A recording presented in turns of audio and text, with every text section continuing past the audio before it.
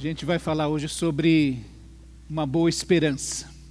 Talvez aquilo que mais diferencia ou modifica a vida de uma pessoa que tem um encontro com Cristo, exatamente a perspectiva que ela vai ter agora a respeito do futuro. Esta esperança que agora vai dominar o seu coração e que vai dar sentido, vai ressignificar muita coisa na sua vida. Ela vai interpretar a sua vida a partir desta promessa, dessa esperança que ela tem. A grande diferença que deve fazer o coração de uma pessoa que encontrou-se com Cristo, como a que não se encontrou, é a esperança que ela tem no seu coração. E esta esperança é que faz com que ela tome atitudes diferentes com relação à sua vida. Imagina que você tem a promessa de que, vamos lembrar que naquele tempo que a gente namorava por carta, né? E namorava à distância, alguém já conheceu esse tipo de coisa? Olha, tem uma promessa de que fulano vai voltar aqui para noivar e casar. Então, diante dessa esperança, você recusa as investidas de outros rapazes, de outras moças, porque você tem um compromisso que você sabe que essa pessoa vai voltar para cumprir com você. Então, a gente encontra essa expressão, esperança, diversas vezes na Bíblia. Por exemplo, Pedro usa pelo menos 2 vezes, e são 2 textos que a gente cita muito. Por exemplo, lá no início da sua carta, ele já começa a falar isso, dando graças a Deus, dizendo: bendito seja o Deus e Pai de nosso Senhor Jesus Cristo. Conforme a sua grande misericórdia, ele nos regenerou para uma esperança viva, por meio da ressurreição de Jesus Cristo dentre os mortos. Primeira questão, ele fala, nós já fomos ressurretos, nascemos novamente para uma esperança baseada na ressurreição de Jesus Cristo. Mas no meio da sua carta ele diz assim: diante disto, diante de tudo que ele tem falado ali, assim, antes santifiquem Cristo como Senhor em seu coração.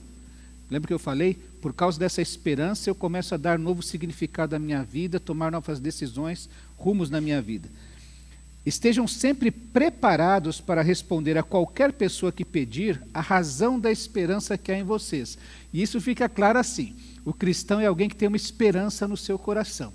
E é esta esperança que ele tem que chama a atenção de outras pessoas. Elas podem não perguntar onde eu moro, que time eu torço, qual é a minha coloração política, mas elas vão perguntar assim: por que você tem essa esperança no coração? Que esperança é essa que você tem? E o apóstolo Paulo também, ele fala sobre isso, e até citei isso quando mandei lá o recadinho para todos.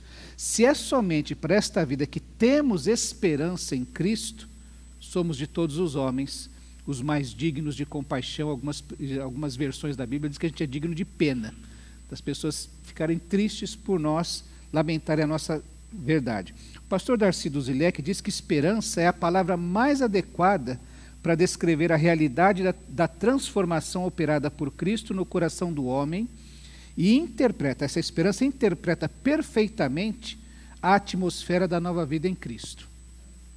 É por causa dessa esperança que homens morreram firmes na fé, como Estevão, esperança de chegar no céu. Por causa dessa esperança que Paulo e Silas foram açoitados e cantavam à meia-noite no calabouço.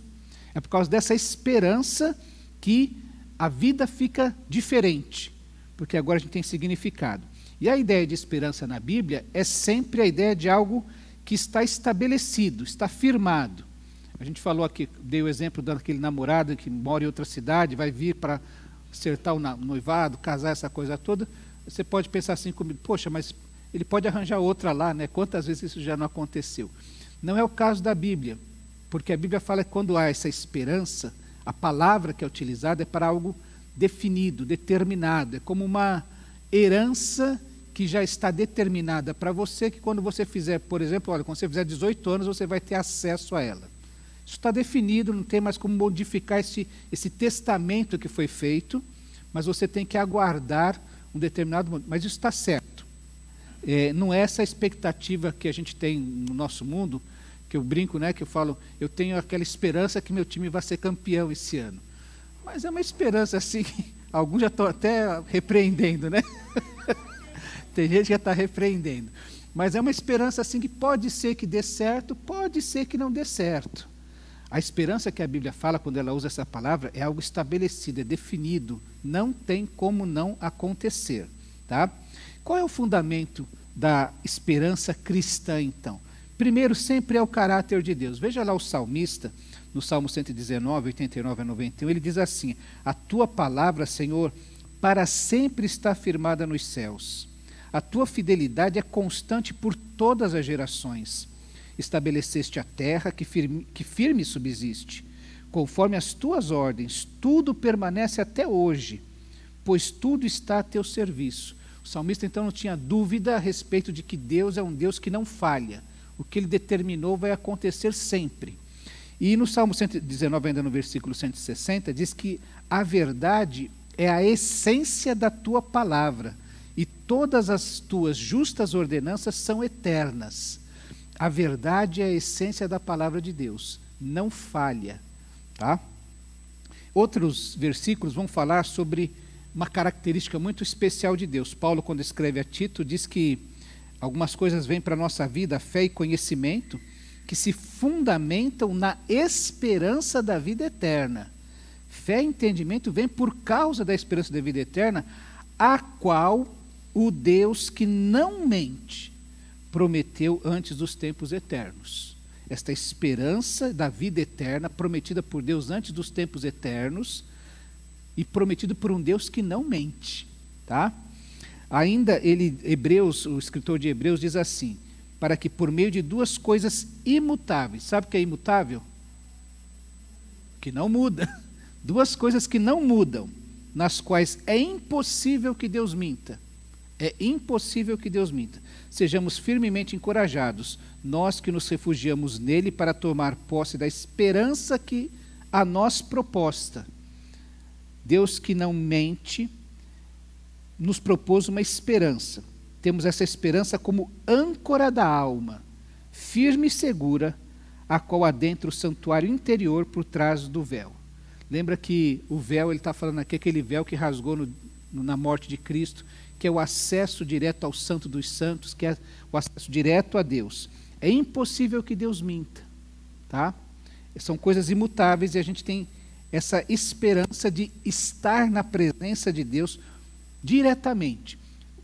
O livro de Hebreus vai falar muito disso, desse privilégio que nós recebemos agora de ir falar diretamente com Deus. Ele faz sempre uma analogia, ou perdão, um contraste com o livro de Levíticos, onde tinha todo aquele sacerdote, todos aqueles ritos, que era daquele momento, mas que Cristo vai abolir tudo aquilo, e agora todos nós nos tornamos sacerdotes, indo diretamente à presença de Deus. Isso é uma garantia, uma esperança que nós temos. Tá? Então, a gente percebe que a palavra de Deus é verdade. Eu sei que às vezes o nosso coração, será que Deus vai fazer? Será que a gente pode confiar em Deus? Né? A gente sempre ouve uma voz assim: olha, está vendo? Deus esqueceu de você. Mas a palavra de Deus repete constantemente que Deus não muda, Deus não mente, a palavra de Deus é verdade. Deus não pode mentir, pois seria contradição com seu caráter. Lembra que Deus é santo? E quando a gente fala que Deus é santo, é que Ele é puro, Ele é perfeito, não há nele nada de errado, nenhuma mancha, nenhuma falha. Ele é perfeito. Então, o seu cara, quando ele fala uma coisa, se Deus falou, Ele vai cumprir. Né? As promessas de Deus têm se cumprido ao longo da história. E se você parar para lembrar daquele hino, os mais antigos assim, conta as bênçãos, né? Conta quantas são. Hás de ver surpreso quanto Deus já fez. E isso é sempre para a gente lembrar que Deus tem cumprido na história todas as suas promessas. Lembra aquilo que Ele prometeu na hora do pecado ali, diante de Eva? Ele fala: olha, a tua semente vai pisar a semente da serpente. Um filho de uma virgem, veio Jesus, tudo aconteceu conforme Deus determinou na história da humanidade. Eu acho importante que a gente tenha assim, entendimento daqueles fatos importantes que devem dominar o nosso coração. O primeiro deles é aquilo que Jesus ensinou aos seus discípulos. Então aparecerá no céu o sinal do Filho do Homem, e todas as nações da terra se lamentarão e verão o Filho do Homem vindo nas nuvens do céu com poder e grande glória. E ele enviará os seus anjos com um grande som de trombeta, e estes reunirão seus eleitos nos quatro ventos, de uma outra extremidade dos céus. Ele ensinou que o Filho do Homem vai retornar, todo mundo vai ver, e que anjos vão reunir aqueles que lhe pertencem de todos os pontos da terra. Então, aquilo que Jesus ensinou, que ele vai voltar e vai resgatar aqueles que são seus. E que, inclusive, o Espírito Santo é a garantia que nós temos. Lá em Efésios 1, 13 e 14 diz assim: quando vocês ouviram e creram na palavra da verdade, o evangelho que os salvou. Lembra que o evangelho é a obra de Cristo, ou a obra que Deus realiza em Cristo Jesus, salvando o pecador, justificando o pecador através da obra de Cristo Jesus. Quando a gente compreende isso e pode descansar, colocar a nossa fé na obra que Cristo realizou, em Cristo que realizou essa obra, né? Vocês foram selados em Cristo com o Espírito Santo da promessa, que é a garantia da nossa herança até a redenção daqueles que pertencem a Deus, para o louvor da sua glória. O selo, não é que nem esse selo que a gente passa na carta, que lambia antes, né, para colar na carta, não. O selo era feito de argila naquele tempo. Você já deve ter visto algum documento sigiloso, que põe uma borrachinha, eles colocam um símbolo, né, e fica marcado aquilo. Para você abrir aquele envelope, você tem que quebrar aquele selo. E naquele tempo tinha o selo do Império Romano, que era feito de argila, vinha com sinete do Império Romano, e só o imperador podia mexer naquilo. Tá? Então aquele selinho ali falava: isso aqui pertence ao imperador. O Espírito Santo na nossa vida é a marca que nós temos de pertencimento a Jesus. E ninguém pode tocar em nós por causa disso. Amém? Aí? O Espírito Santo é a marca que nós temos, que pertencemos a Deus. E é uma garantia de que aquele que prometeu que vai voltar para casar conosco, Jesus, a igreja é a noiva de Cristo, né, que ele vai cumprir. Ele já deixou empenhado aqui algo muito importante, que é a pessoa do Espírito Santo. A esperança deve ser algo seguro. O cristão, por isso que eu falei que a diferença que acontece é que agora nós aprendemos a colocar a nossa esperança em algo sólido, seguro. Quando a gente não tem Jesus ainda, a gente acha que se eu trabalhar muito, eu vou estar bem, se eu juntar muito dinheiro, se eu tiver muitas mulheres ou muitos homens, ou se eu tiver muita fama, eu coloco minha esperança em muitas coisas. Mas o dia que eu tenho encontro com Cristo, eu aprendo a perceber aonde um tesouro valioso, verdadeiro, sólido, concreto está. Ele diz lá em Colossenses 1,5: por causa da esperança que está reservada a vocês nos céus, a respeito da qual ouviram por meio da palavra da verdade o Evangelho. A esperança que está reservada a vocês nos céus. É lá que está o verdadeiro tesouro. Ou o escritor aos Hebreus, quando diz, em capítulo 13, 14, pois nós não temos aqui nenhuma cidade permanente, mas buscamos a que há de vir. A partir do momento que eu encontro com Jesus, eu percebo que há um outro lugar onde eu devo buscar morada. Eu percebo que o fim da minha vida não é essa existência. Então a minha esperança começa a ficar colocada e focada, e eu começo a entender essa realidade de uma maneira diferente, porque eu sei que aqui não é o meu destino final. Aqui não é onde eu vou viver para sempre. O conteúdo dessa esperança está envolvida, por exemplo, 1 Coríntios 13 vai falar sobre as 3 virtudes teologais, né? Assim permanecem agora estes 3: a fé, a esperança e o amor. O maior deles, porém, é o amor. Em Colossenses, Paulo fala assim: desde que continuem alicerçados e firmes na fé, sem se afastarem da esperança do Evangelho que vocês ouviram e que tem sido proclamado a todos os que estão debaixo do céu. Este é o Evangelho do qual eu, Paulo, me tornei ministro. Este Evangelho que fala, essa esperança deste Evangelho, de termos um dia essa presença, estarmos na presença de Deus. E em Tessalonicenses ele fala de novo, que o próprio Senhor Jesus Cristo e Deus de nosso Pai, que nos amou e nos deu eterna consolação e boa esperança pela graça, deem ânimo, que Jesus e o Pai deem ânimo ao coração de vocês e os fortaleçam para fazerem sempre o bem, tanto em atos como em palavras. A nossa esperança, então, está baseada nessas virtudes, nessa esperança de que vamos estar na presença de Deus e nessa verdade de que o próprio Senhor e o Pai, o próprio Jesus e o Pai, vão nos dar ânimos e nos fortalecer para fazermos o bem tanto em atos como em palavras. Então, não é só porque eu quero, é porque o próprio Senhor Jesus, o Espírito Santo que habita em mim, o Senhor Jesus e o Pai trabalham em mim para que eu tenha ânimo e força para fazer o bem, tanto em palavras como em atos. Essa transformação que ocorre com quem encontra com Jesus na sua vida. Por isso que Jesus Cristo é o conteúdo central da esperança. Por que eu tenho esperança? Pelo que Jesus fez. Por que eu tenho esperança? Porque Jesus vai voltar. Por que eu tenho esperança? Porque Jesus é poderoso para cumprir tudo aquilo que prometeu. Qual é a característica da esperança? É a própria vida eterna. A morte é considerada de outro ponto de vista. A morte já não é tão trágica, ela perde o poder de horrorizar, de criar terror no coração daquele que tem esperança.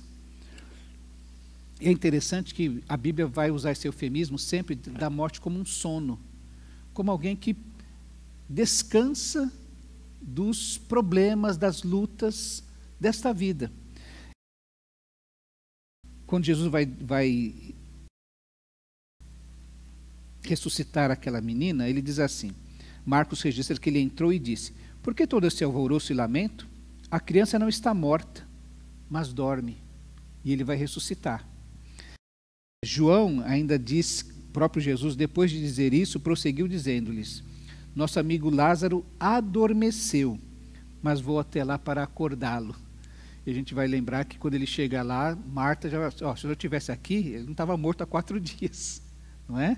Ele vai ressuscitar. Estevão, quando é morto, né, então caiu de joelhos e bradou, Senhor, não os considere culpados deste pecado. E tendo dito isso, adormeceu. Ele morreu apedrejado.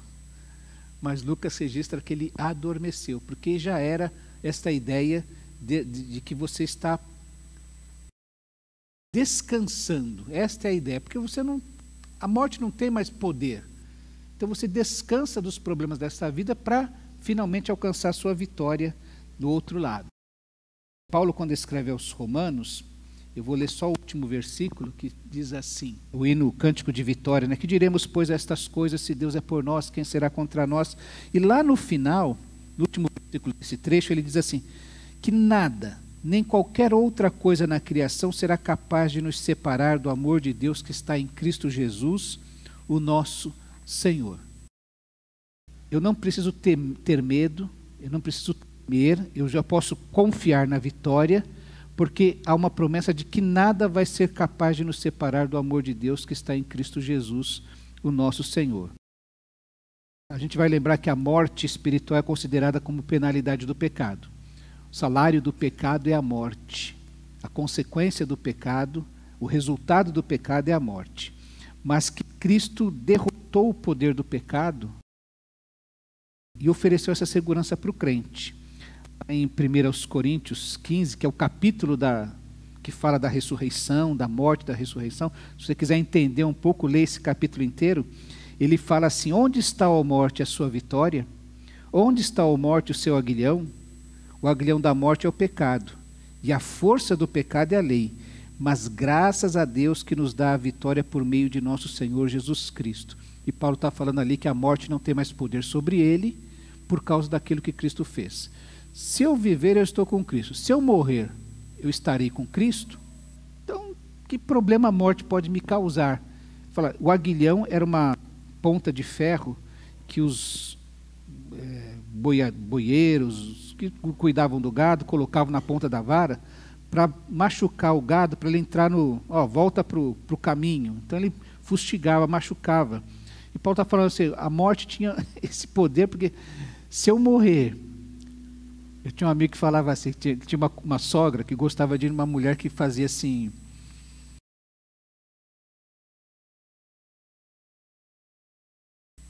vou dizer que ela adivinhava o futuro, uma evangélica que adivinhava o futuro, né? E ele falou assim, eu não gosto de ir lá não, porque o meu passado eu já conheço, meu futuro pertence a Deus, então o que eu vou fazer lá? Então eu não preciso, mas assim, mas na realidade era uma brincadeira, vai que ela fala alguma coisa que eu não quero que ninguém fique sabendo, não é? E quando a gente morre sem esperança, o medo da gente fala, poxa, se tiver vida eterna, eu tiver realmente que prestar contas a Deus lá, o que vai acontecer comigo? Então a morte me assusta. Quando eu não sei o que vai acontecer lá do outro lado, a morte me assusta. E eu fico, e fulano que morreu, o que está acontecendo com ele? Tudo isso me assusta. Mas Paulo vai dizer, eu não preciso mais temer isso, porque o Evangelho sempre é essa boa notícia. Lá em 2 Timóteo ele diz assim que, sendo agora revelada pela manifestação de nosso Salvador Jesus Cristo, Ele tornou inoperante a morte e trouxe à luz a vida e a imortalidade por meio do Evangelho. Ele acabou com o poder da morte e trouxe vida e imortalidade para aqueles que nele creem. Isso foi o que Jesus veio fazer. Essa é a boa notícia do Evangelho. A morte não tem mais poder sobre a nossa vida. Agora eu posso ter vida e imortalidade. Diante disso é que Paulo vai falar então, porque para mim o viver é Cristo e o morrer é lucro. Lá em Filipenses, caso continue vivendo no corpo, terei fruto do meu trabalho. E já não sei o que escolher. Estou pressionado dos dois lados. Desejo partir e estar com Cristo, o que é muito melhor. E ele vai continuar dizendo, ou também desejo ficar e trabalhar entre vocês e produzir frutos. Então eu já não sei o que eu quero, se eu quero ficar ou se eu quero partir. Mas eu sei de uma coisa, para mim viver é Cristo e morrer é lucro, porque eu estarei na presença do Senhor. A esperança cristã então está baseada na certeza da vida eterna. Pastor, como é que pode, isso é que vai mudar? O cristão vai chegar uma hora que ele vai falar assim, olha, não tem mais dúvida no meu coração. Eu troquei tudo por essa certeza desse encontro com o meu Senhor. Por isso que o cristianismo não é uma adesão a uma ideologia, a um código moral, de ética, a uma instituição. Ela é um encontro com uma pessoa. Pensa nisso sempre. Os discípulos todos tiveram um encontro com Cristo ressurreto. Aquele que eles viram ser crucificado, sepultado naquela rocha.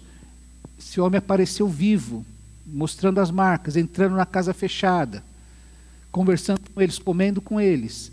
Paulo encontrou com ele no caminho de Damasco. É isso que mudou. A ressurreição ela é importante por causa disso, e por causa da ressurreição de Cristo, eu tenho a garantia da minha ressurreição. Então Pedro diz assim, de acordo com a sua promessa, esperamos novos céus e nova terra onde habita a justiça. Isso é o que o cristão precisa esperar. Pode aguardar. Novos céus e nova terra. Em 1 João diz assim, amados, agora somos filhos de Deus, e ainda não se manifestou o que havemos de ser. Mas sabemos que quando ele se manifestar, seremos semelhantes a ele, pois o veremos como ele é.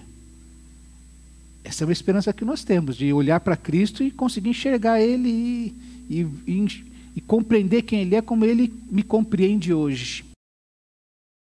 Romanos, Paulo diz assim, pois aqueles que de antemão conheceu, também os predestinou para serem conformes à imagem de seu Filho, a fim de que ele seja o primogênito entre muitos irmãos e ser parecido com Jesus. Hoje, se hoje tem a ver com o nosso caráter cada dia ser transformado para nos parecermos com Jesus, na eternidade nós vamos nos parecer em todos os sentidos com Jesus. A maneira de compreender as coisas, a maneira de, o nosso estado, vou usar a expressão físico aqui, depois eu encontro uma palavra melhor, tá? E no final, ele enxugará, Apocalipse diz que ele enxugará dos seus olhos toda lágrima. Não haverá mais morte, nem tristeza, nem choro, nem dor, pois a antiga ordem já passou. Essa é uma esperança que nós temos. Que toda essa existência, todo esse tempo e espaço que nós conhecemos, vai passar. Isso aqui é transitório.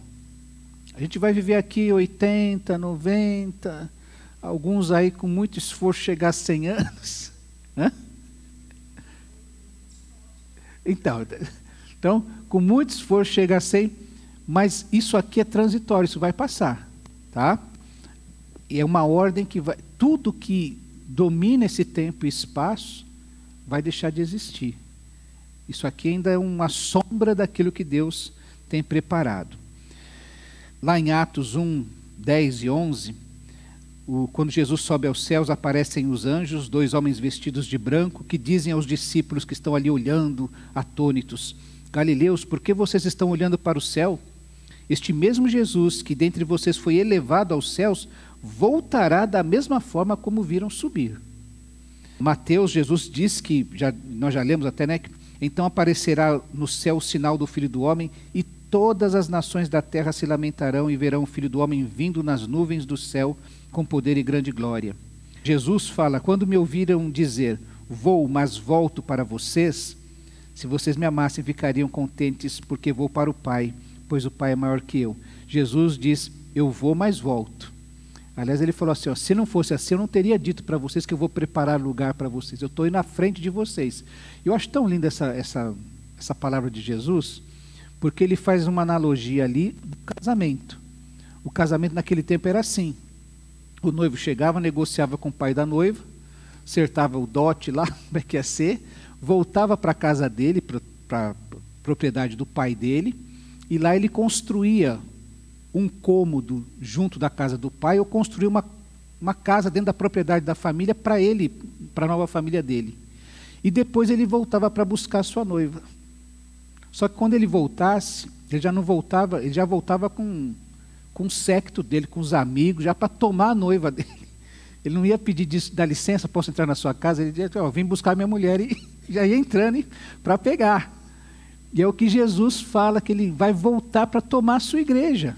Quando ele voltar, vou preparar esse lugar. Na casa de meu pai há muitas moradas, vou preparar lugar para vocês. Se não fosse assim, eu não teria dito isso.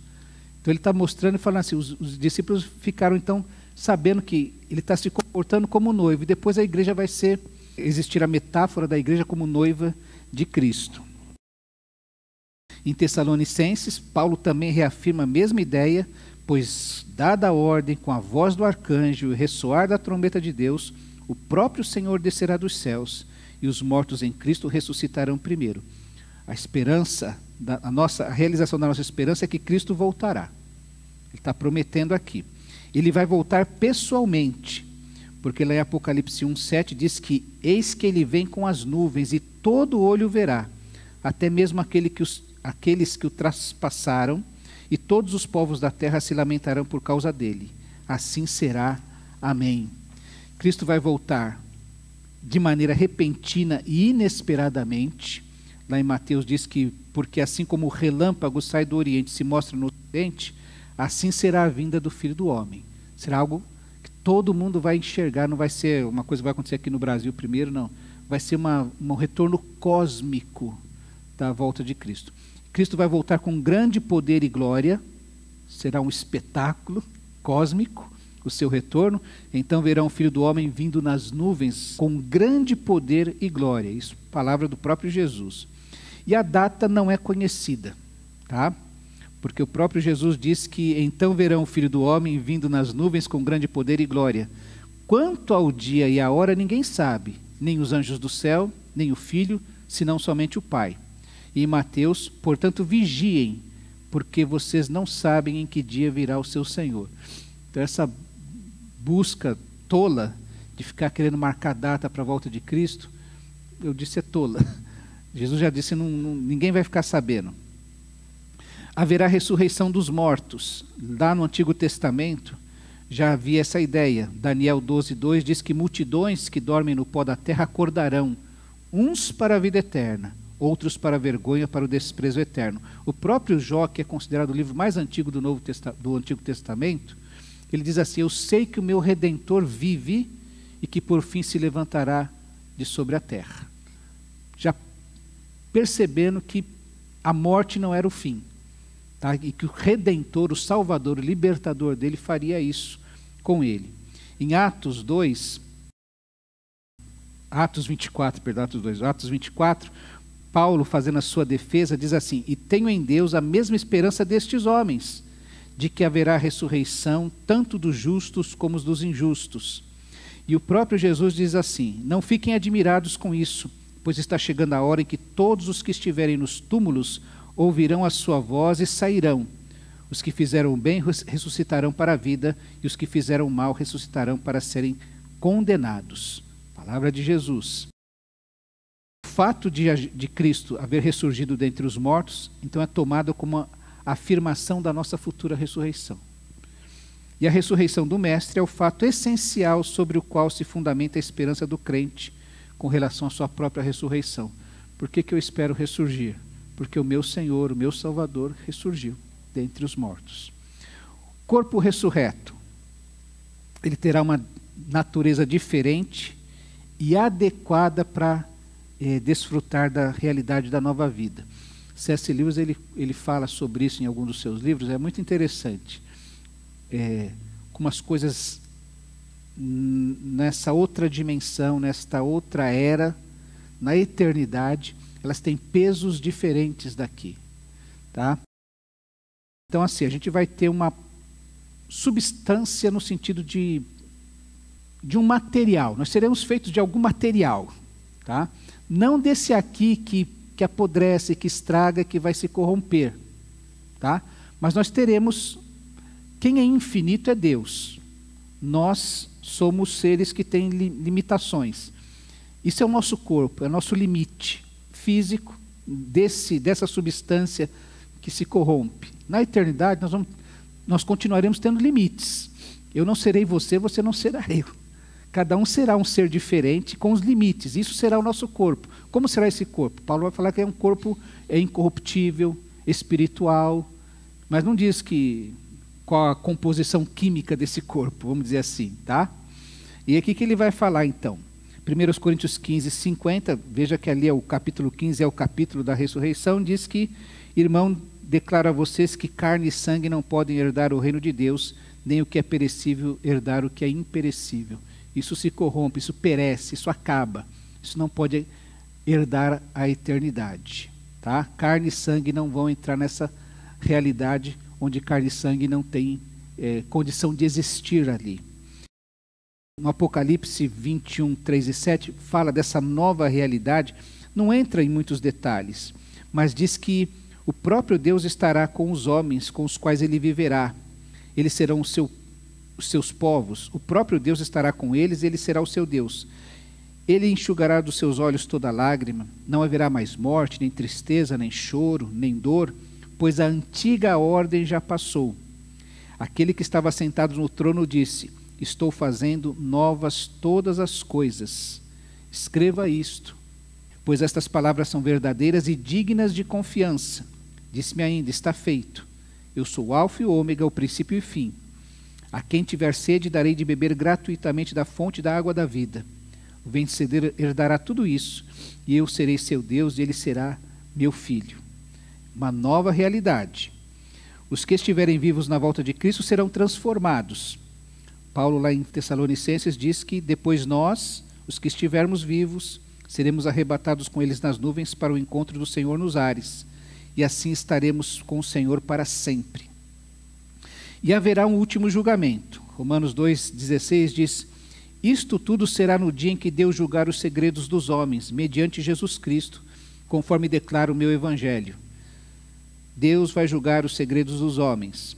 Atos 17:31 diz que, pois Deus estabeleceu um dia em que há de julgar o mundo com justiça, por meio do homem que designou. O homem que ele designou é Jesus. E deu provas disso a todos, ressuscitando-o dentre os mortos. Mateus 25, 31 a 36, ele vai falar que Jesus conta uma das suas parábolas, né, no seu sermão. Ele fala da separação das ovelhas e dos bodes. Quando o Filho do Homem vier em sua glória com todos os anjos, ele se assentará em seu trono na glória celestial. Todas as nações serão reunidas diante dele, e ele separará umas das outras, como o pastor separa as ovelhas dos bodes, e colocará as ovelhas à sua direita e os bodes à sua esquerda. Então o rei dirá aos que estiverem à sua direita: venham, benditos de meu Pai, recebam como herança o reino que foi preparado para vocês desde a criação do mundo. Pois eu tive fome e vocês me deram de comer. Tive sede e vocês me deram de beber. Fui estrangeiro e vocês me acolheram. Necessitei de roupas e vocês me vestiram. Estive enfermo e vocês cuidaram de mim. Estive preso e vocês me visitaram. Então os justos lhe responderão: Senhor, quando te vimos com fome, te demos de comer, ou com sede, te demos de beber? Quando te vimos como estrangeiro e te acolhemos, ou necessitado de roupas e te vestimos? Quando te vimos enfermo e preso e fomos te visitar? O rei responderá: digo a verdade, o que vocês fizeram a algum dos meus menores irmãos, a mim o fizeram. Então ele dirá aos que estiverem à sua esquerda: malditos, apartem-se de mim para o fogo eterno, preparado para o diabo e os seus anjos. Pois eu tive fome e vocês não me deram de comer, tive sede e nada me deram para beber, fui estrangeiro e vocês não me acolheram, necessitei de roupas e vocês não me vestiram, estive enfermo e preso e vocês não me visitaram.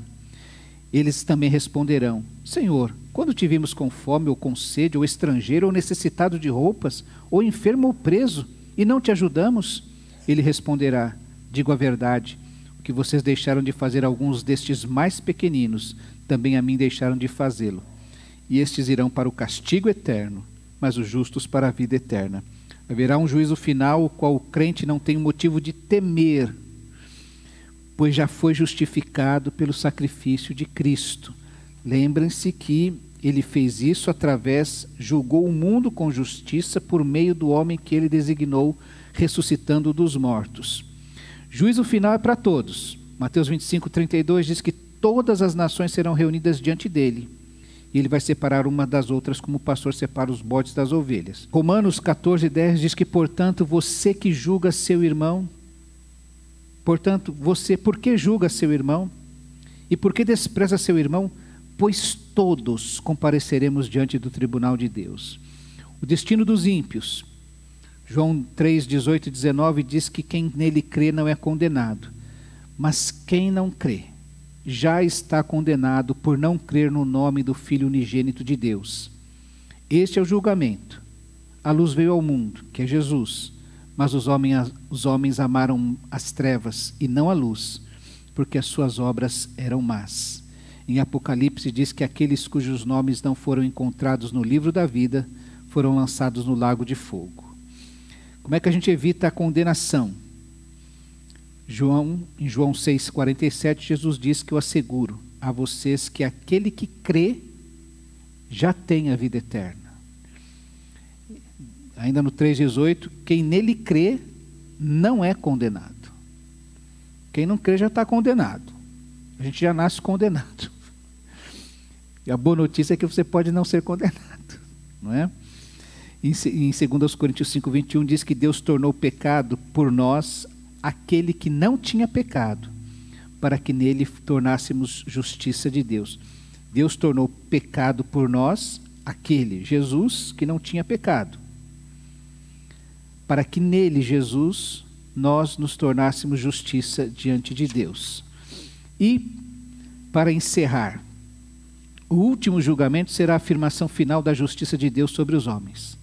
Para o crente, longe de ser um sinal de pavor e medo, o último julgamento constitui-se num motivo a mais para fortalecer a sua esperança. Já estou julgado.